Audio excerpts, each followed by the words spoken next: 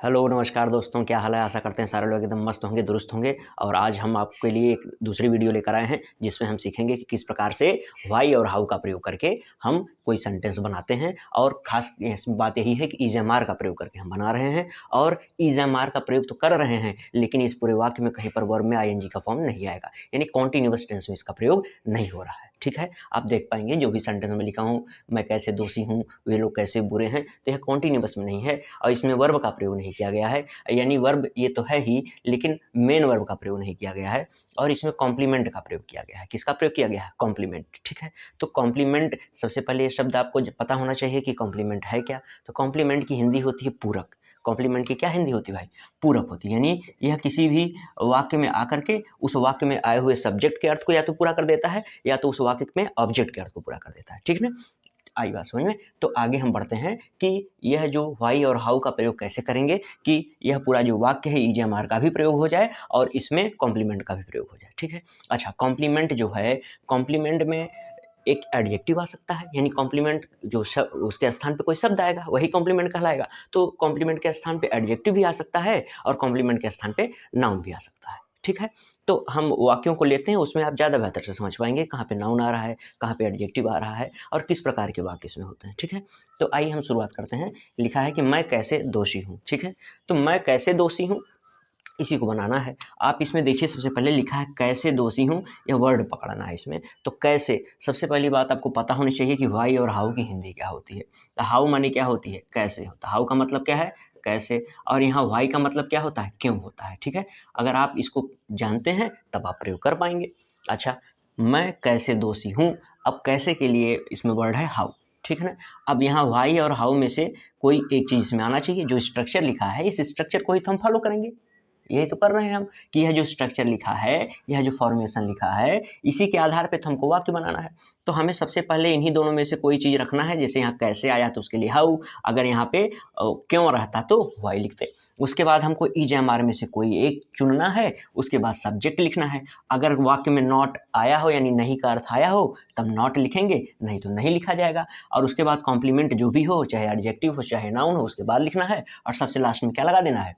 Question mark लगा देना है। यही हमको फॉर्मेशन लेकर के चलना है। अच्छा, और भी आइए देखिए, कुछ चीज़ें भी और बची हैं समझने के लिए, वो भी समझा देते हैं। पहले आप लिखिए हाउ और व्हाई में से यहाँ क्या आएगा। कैसे के लिए कौन सा वर्ड है? हाउ है।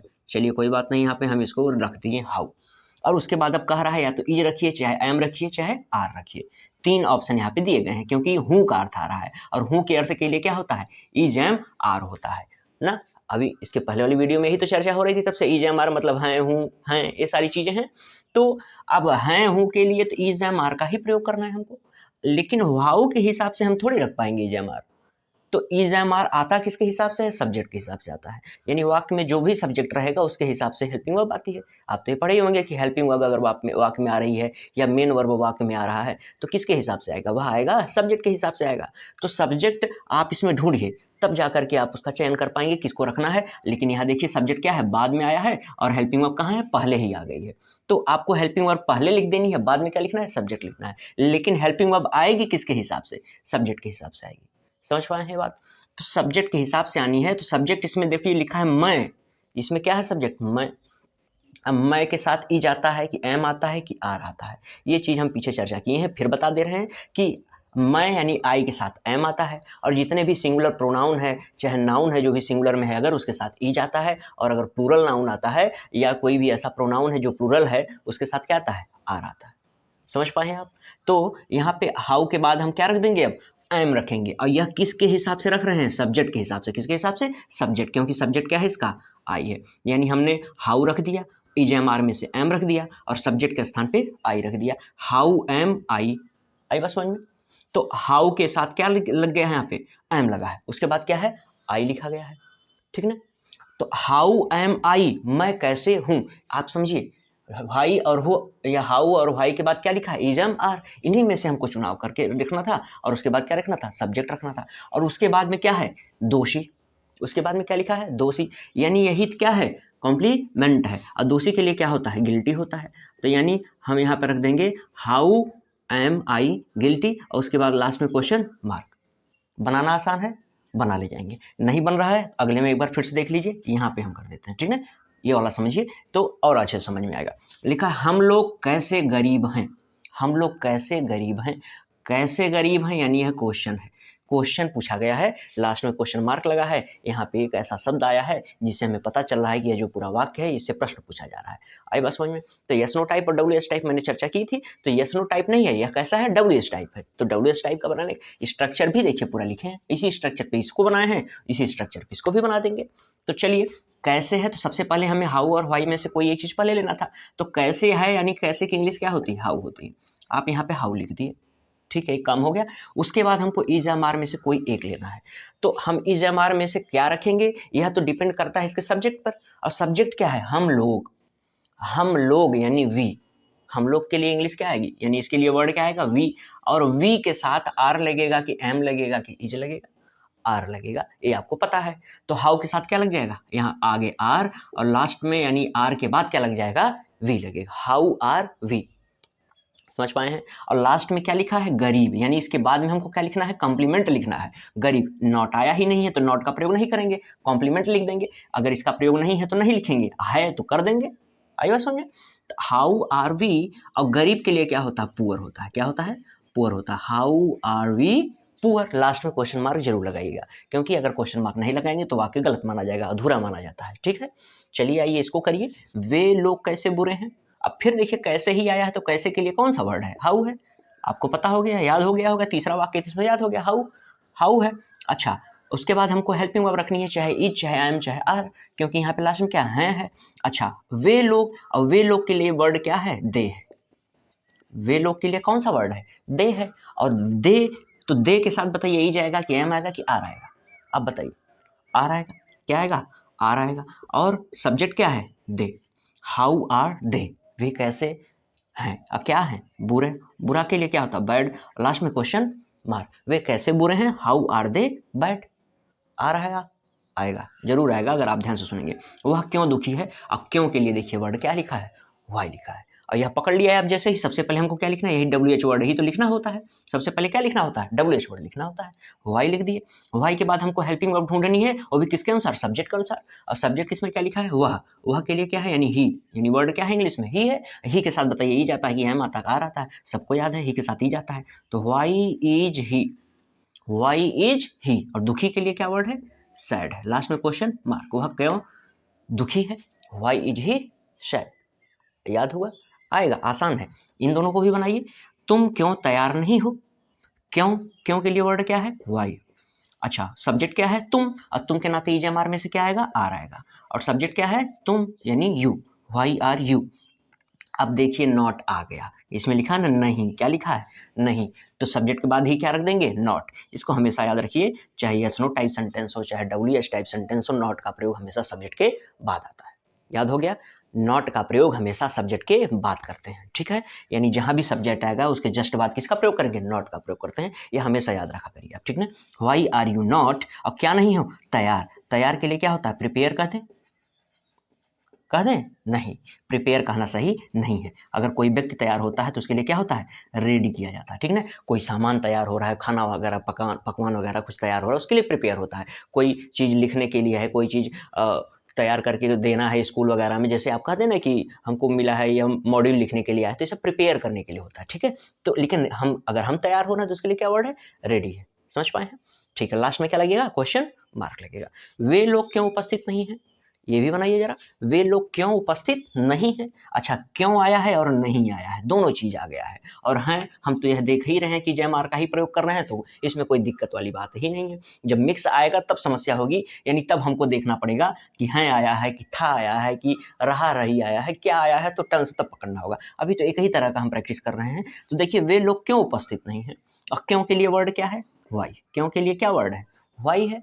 और वे लोग माने दे, वे लोग माने क्या है, दे। इंग्लिश में क्या कहेंगे आप लोग, दे कहेंगे ना, इंग्लिश में वर्ड क्या है, दे है। और दे के साथ एम में से क्या लगता है, आर लगता है, वाई आर दे।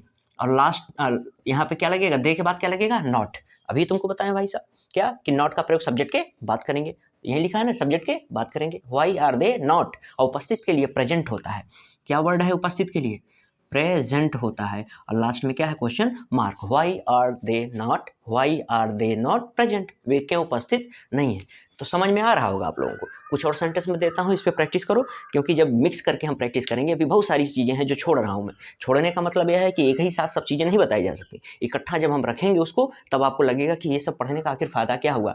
एक सेंटेंस में मिक्स करके दो वाक्य क्लॉजेस दो रहेंगे, तब वहाँ पर आपको इसका लाभ लगेगा। ठीक है, तो अभी कुछ और सेंटेंस दे रहा हूँ, उस पर प्रैक्टिस करिए। ठीक, आइए 3 सेंटेंस और दिया हूँ, इसको बनाइए, उसके बाद मैं आपको देता हूँ प्रैक्टिस के लिए कुछ उसमें डाल दूंगा, आप घर पे प्रैक्टिस करिएगा उसको। ठीक है, और जो ना आए कमेंट में पूछिएगा, मैं आपको बता दूंगा, नहीं तो अगली वीडियो में प्रयास करूंगा। अगर ज़्यादा लोग रहेंगे जिनको नहीं आएगा तब बता दूंगा अगली वीडियो में, नहीं तो घर पर प्रैक्टिस करिएगा और उस पर पूछ लीजिएगा कमेंट में। ठीक है, तो आप कैसे बेईमान नहीं हो, मैं कैसे एक चोर हूँ, आपके पिताजी कैसे कभी नहीं है, इस पर आपको देखना है।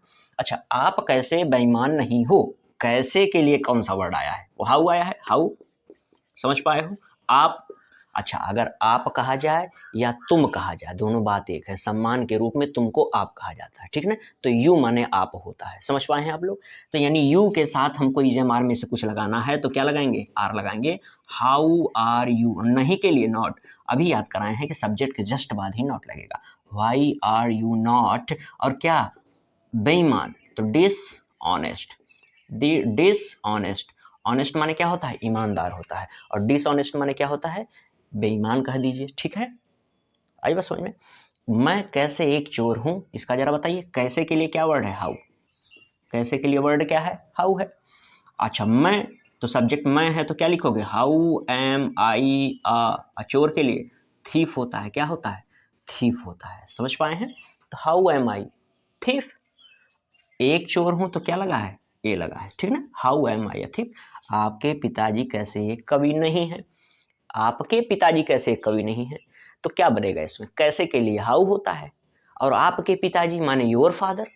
आई बात समझ में, आपके पिताजी का मतलब क्या हुआ, योर फादर। जरा इस बात को समझिए, अगर मैं आपसे कह देता हूं आपके पिताजी, तो आपके पिताजी माने your father, your father, your, उसके बाद क्या है, फादर।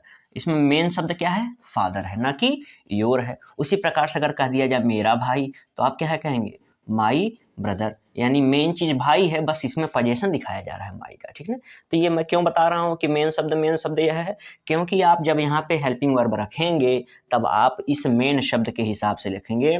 अगर यह सिंगुलर होगा तो सिंगुलर रखेंगे, अगर यह ब्रदर है या फादर है प्लूरल होगा तो तब प्लूरल रखेंगे, ना कि योर और माई के नाते। अभी आपके दिमाग में आ जाए कि भाई आवर लगा हो और आवर फादर लगा हो, तो हम आवर फादर के साथ आर लगाएंगे, तो ऐसी बात नहीं है। ठीक है ना, आवर फादर के साथ आर नहीं लगेगा, क्योंकि फादर मेन शब्द है और फादर के साथ आर नहीं लगेगा, क्या लगेगा तब, इज लगेगा। समझ पाए हैं आप। यह ना सोच लीजिए आवर है, वी से आवर बना है, कुछ नहीं उसका अर्थ है, यह तो बस पोजीशन दिखाया जा रहा है कि कई लोगों के पिताजी हैं, लेकिन पिताजी तो हैं एक, समझ पाए हो।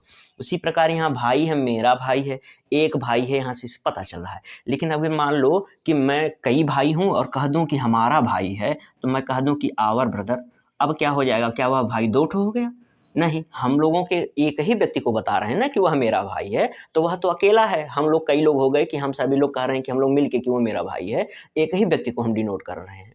यहाँ पर भी एक ही व्यक्ति को डिनोट किया जा रहा है।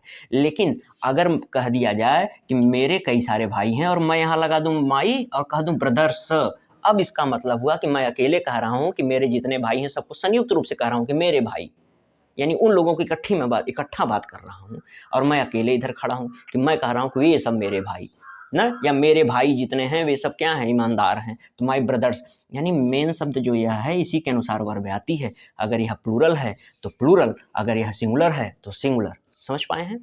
चलो तो फिर आगे समझो भाई, को इसको साफ कर दूं। तो करेंगे क्या, यहाँ पे करना यही है कि ट्रांसलेट करना है भाई, और क्या। कैसे है तो कैसे के लिए हाउ लिखेंगे, और क्या लिखेंगे, वाई लिख दोगे तुम, लिख दो भाई, हम तो हाउ लिख रहे हैं। अच्छा, आपके पिताजी है तो आपके पिताजी के नाते मैं इज लगा दे रहा हूँ, समझ पाए हैं। How is your father. अब किसी को कोई समस्या अगर दिक्कत हो तो कमेंट करना, अच्छा जाने दो मत करना, समस्या क्या करोगे, समझाए तो, है ना। हाउ इज योर फादर, कैसे तुम्हारे पिता, आपके पिता, अच्छा गलती हो गई, आपके पिताजी कैसे, कैसे क्या है, नहीं है, नहीं, नहीं, और क्या नहीं है, एक कवि, a poet, a poet question mark. How is your father not a poet? समझ पाए हो? अच्छा, काफ़ी सारे लोगों को दिमाग में आ रही हो कि पिता नहीं लिखा है, पिताजी लिखा है। समझ पाए हैं? तो आप यहाँ लिख सकते हैं योर फादर की जगह your respected father, your respected father. समझ पाए हैं? क्योंकि हम लोग ज़्यादा महत्व देते हैं हिंदी में कि भाई पिताजी कहा जा रहा है, सम्मान दिया जा रहा है, लेकिन इंग्लिश में योर फादर, यहाँ पे रिस्पेक्टेड फादर कम बोला जाता है। लेकिन ऐसा नहीं कि नहीं बोला जाता, वर्ड तो बना ही है रिस्पेक्टेड। आप लिखिए योर रिस्पेक्टेड फादर, किसकी जगह पे लिखेंगे? योर फादर की जगह पे लिखिए, कोई दिक्कत नहीं। समझ पाए? How is your respected father not a poet? कैसे आपके पिताजी एक पोएट नहीं है, एक कवि नहीं है? तो कुछ और हैं, उसको मैं लगा देता हूँ अभी आगे, आपके वीडियो पे ही लग जाएगा, आप रोक के उसको करने का प्रयास करिएगा, ठीक है? और जो ना आए, कुछ शब्द होंगे जो आपको नहीं आएंगे, तो डिक्शनरी का प्रयोग करिएगा, ठीक है ना? हिंदी से इंग्लिश के लिए कोई डिक्शनरी डाउनलोड कर लीजिए, या इंग्लिश से इंग्लिश में ही आपको चाहिए तो ऑक्सफोर्ड की डिक्शनरी डाउनलोड कर लीजिए, लेकिन कुछ कर लीजिए, क्योंकि इंग्लिश सीखना है तो थोड़ा सा प्रयास करना ही होगा, ठीक है? तो धन्यवाद। तो चलते हैं, फिर अगली वीडियो में मिलेंगे आपसे, उसमें और भी चीज़ें हम आपको बताएंगे, क्लियरिटी कुछ रहेंगी, कुछ और नई चीज़ें रहेंगी, ठीक? धन्यवाद, बाय बाय।